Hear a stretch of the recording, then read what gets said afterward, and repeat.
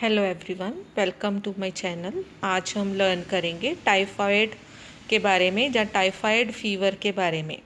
तो सबसे पहले डेफिनेशन है, typhoid fever is a bacterial infection caused by Salmonella typhi. It affects the intestinal tract and blood stream leading to systemic symptoms.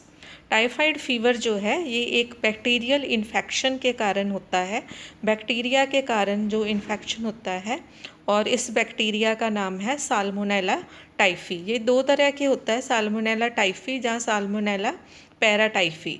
जो salmonella typhi है उसके कारण typhoid fever होता है, और जो साल्मोनेला पैराटाइफी है उसके कारण पैराटाइफाइड फीवर होता है। और ये सबसे पहले जो गैस्ट्रोइंटेस्टाइनल ट्रैक्ट है, जो हमारा डाइजेस्टिव सिस्टम है, उसके ऊपर ये असर करता है। उसके बाद ये ब्लड स्ट्रीम के ऊपर, हमारा जो ब्लड है उसके ऊपर असर करता है, और उसके बाद जो है ये सिस्टेमिक सिम्टम्स जो है वो लीड करता है। उसके कारण सिस्टेमिक सिम्टम्स जो हैं वो होते हैं। कॉजेटिव एजेंट जो है वो है इसका साल्मोनेला टाइफी, जो साल्मोनेला एंटेरिका सीरोटाइप टाइफी। और जो पैराटाइफाइड फीवर है वो होता है साल्मोनेला पैराटाइफी बैक्टीरिया के कारण। ये बैक्टीरिया का नाम है salmonella typhi. Mode of spread, जो रूट रहता है इसका वो रहता है फीकल ओरल रूट। और ये कारण क्या क्या हो सकते हैं, किसके कारण ये ज़्यादा जो है इन्फेक्शन स्प्रेड हो सकता है, वो है अगर हम गंदा भोजन करते हैं, मतलब गंदा कंटेमिनेटेड फूड है, अगर हम अच्छे से हाइजीनिकली प्रिपेयर नहीं करते हैं, जहाँ हाइजीनिकली जो बर्तन जो हैं हमारे जो कंटेमिनेटेड हैं उसके कारण भी हो सकता है। जहाँ हम बाहर का खाना खाते हैं, कोई स्ट्रीट फूड्स वगैरह खाते हैं, उसके कारण भी टाइफाइड फीवर हो सकता है। कंटेमिनेटेड वाटर है, अगर पानी जो है हमारा सेफ़ नहीं है, गंदा पानी है, अगर हम बाहर से कहीं पानी पी लेते हैं जो कि मतलब सेफ़ वाटर नहीं है, कंटेमिनेटेड वाटर है, तो उसके कारण भी टाइफाइड फीवर हो सकता है। या फिर अगर हम जो इन्फेक्टेड पर्सन है, इन्फेक्टेड पेशेंट है, उसके डायरेक्ट कांटेक्ट में आते हैं, तो उसके कारण भी कई बार जो टाइफाइड फीवर हो सकता है। ये है mode of spread. Then signs and symptoms of typhoid. सबसे पहले है प्रोलॉन्ग्ड फीवर, मतलब काफ़ी दिनों से या काफ़ी लंबा जो है वो फीवर रहता है, और ये फीवर जो है ये मोर देन 100 डिग्री फ़ारेनहीट और मोर देन 38.5 डिग्री सेल्सियस, उससे ज़्यादा जब टेम्परेचर रहता है, फीवर रहता है, तो ये टाइफाइड के साइन सिम्टम्स हो सकते हैं। फीवर के अलावा पेशेंट को एब्डोमिनल पेन होती है, मतलब पेट में काफ़ी ज़्यादा दर्द होती है। डायरिया हो सकता है, जहाँ कॉन्स्टिपेशन, जहाँ कभी कभी डायरिया हो जाता है और कभी कभी पेशेंट को कॉन्स्टिपेशन हो जाती है। पेशेंट को वीकनेस बहुत ज़्यादा होती है, बहुत ज़्यादा थकावट महसूस होती है, हेडेक बहुत होती है, और लॉस ऑफ एपिटाइट, मतलब भूख बिल्कुल नहीं लगती है पेशेंट को। स्किन रैश हो जाते हैं, स्किन के ऊपर दाने निकल आते हैं, और ये दाने जो है रोज़ कलर्ड स्पॉट्स, जैसे रोज़ का कलर होता है वैसे ये स्पॉट्स होते हैं। ये ज़्यादा नहीं होते हैं लेकिन काफ़ी केसेस में हो सकते हैं।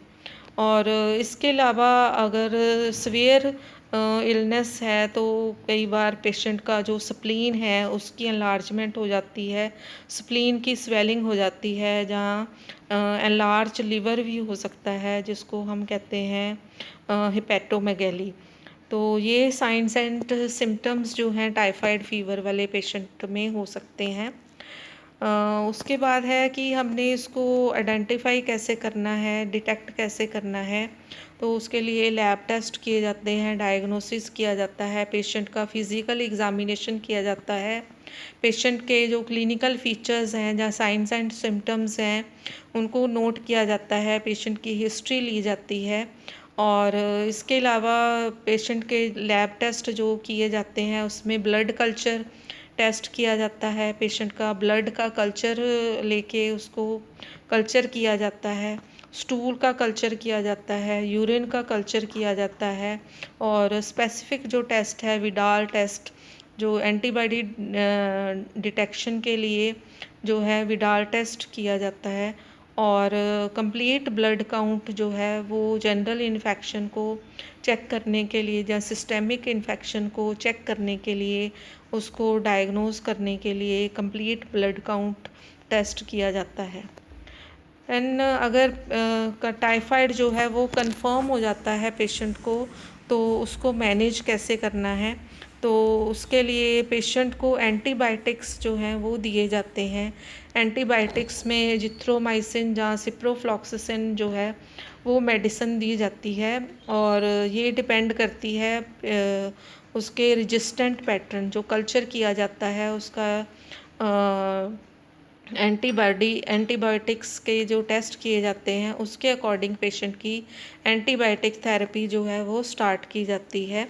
एडिक्वेट हाइड्रेशन मेंटेन किया जाता है। अगर पेशेंट जो है ओरली जो है ले सकता है फ्लूइड वगैरह, तो ओरल फ्लूइड्स दिए जाते हैं, पेशेंट को ओआरएस दिया जाता है, सिंपल वाटर दिया जाता है, पेशेंट को सूप दे सकते हैं, पेशेंट को जूस दे सकते हैं, और हाइड्रेशन जो है उसको मेंटेन किया जाता है। अगर पेशेंट ओरली नहीं ले सकता है तो आईवी फ्लूइड्स जो हैं पेशेंट को वो स्टार्ट किए जाते हैं, और फ़ीवर को मैनेज करने के लिए एंटीपायरेटिक्स जो हैं वो दिए जाते हैं। अगर पेशेंट को पेन है तो पेन को कम करने के लिए पेशेंट को कंफर्ट प्रोवाइड किया जाता है, पेशेंट को एनाल्जेसिक्स जो हैं वो प्रोवाइड किए जाते हैं, और इसके अलावा पेशेंट को न्यूट्रिशनल सपोर्ट जो है वो प्रोवाइड की जाती है। पेशेंट को सॉफ्ट डाइट जो पेशेंट की जो भी डाइटरी हैबिट्स हैं उनको ध्यान में रखते हुए पेशेंट को न्यूट्रिशनल सपोर्ट प्रोवाइड की जाती है। ये है मैनेजमेंट। उसके बाद पेशेंट की नर्सिंग केयर जो है that is very important. Nursing care में monitor vital signs regularly. Patient के जो वाइटल साइंस हैं temperature, pulse, respiration, blood pressure and oxygen saturation level जो है उनको रेगुलरली मॉनिटर करना ज़रूरी होता है। Maintain fluid and electrolyte balance. Patient का फ्लूइड बैलेंस जो है उसको मेंटेन करना ज़रूरी है। पेशेंट का जो इलेक्ट्रोलाइट बैलेंस है उसको मेंटेन करना ज़रूरी है। पेशेंट अगर ओरली ले सकता है तो ओरल फ्लूइड्स जो हैं वो दिए जाते हैं, ओआरएस दिया जाता है पेशेंट को इलेक्ट्रोलाइट बैलेंस मेंटेन करने के लिए। और अगर पेशेंट ओरली नहीं ले सकता है तो उसको जो भी आईवी फ्लूइड्स प्रिस्क्राइब किए गए हैं वो आईवी फ्लूइड्स जो हैं वो एडमिनिस्टर किए जाते हैं। Then administer medications as prescribed. जो भी मेडिसिन्स प्रिस्क्राइब की गई है, एंटीबायोटिक्स प्रिस्क्राइब किए गए हैं या एंटीपायरेटिक्स प्रिस्क्राइब किए गए हैं या एनाल्जेसिक्स प्रिस्क्राइब किए गए हैं वो एडमिनिस्टर किए जाते हैं, और एडमिनिस्टर करने के लिए 14 राइट्स जो हैं वो फॉलो करना ज़रूरी होता है। Then ensure proper personal hygiene to prevent further spread. Personal hygiene को प्रमोट करने के लिए पेशेंट को एजुकेशन दी जाती है, और पर्सनल हाइजीन मेंटेन करना बहुत ज़रूरी है, और पेशेंट का हैंड हाइजीन मेंटेन करना बहुत ज़रूरी है ताकि फर्दर स्प्रेड ना हो, मतलब किसी और पेशेंट को जो स्प्रेड इन्फेक्शन जो है वो स्प्रेड ना हो। तो उसके बाद है educate the patient and family on infection control measures.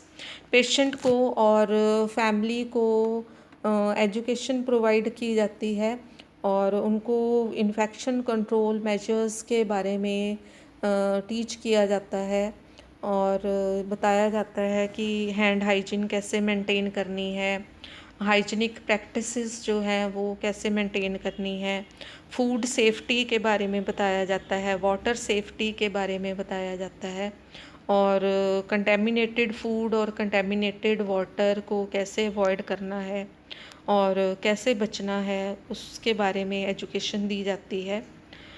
Then monitor for signs of complications such as gastrointestinal bleeding and perforation. Patient को अगर सीवियर केसेस है, सीवियर टाइफाइड फीवर है, तो उसके कारण अगर सही से उसका ट्रीटमेंट ना किया जाए, या अर्ली ट्रीटमेंट ना किया जाए, तो कॉम्प्लिकेशंस भी हो सकती हैं, जैसे कि गैस्ट्रोइंटेस्टाइनल ब्लीडिंग भी हो सकती है, परफोरेशन भी हो सकती है।